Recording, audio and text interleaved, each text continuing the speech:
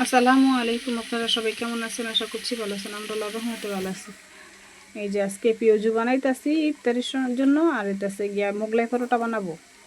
ডালটা ভিজাই লেছিলাম, এর জন্য পেঁয়াজুগুলো বানাই নিতেছি। ছেলে বলতেছে ইফতারি বানাইতে, না ইফতারি খাবে না, এর জন্য পেঁয়াজুগুলো বানাই নিতেছি আর মোগলাই পরোটা বানাই দেবো। এদিকে সমস্ত কিছু রেডি করে নিছি, ধনিয়া পাতা, কাঁচামরিচ, পেঁয়াজ, এখানে ডিম আছে। এগুলি আগে পেঁয়াজুগুলো ভেজে নিব।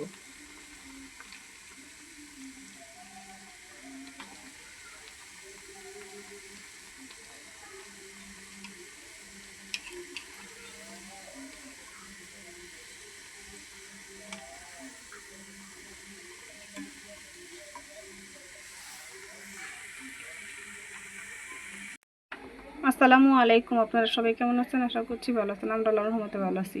এই যে আজকে মোগলাই পরোটা বানাবো, এর জন্য সমস্ত রুটিগুলি আর এটাছে যে ডিম আমি সব রেডি করে নিছি।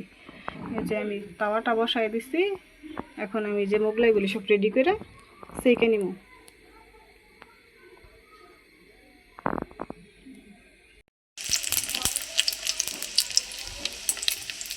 এই যে আমি মোগলাই পরোটাগুলি ভাজা নিতেছি।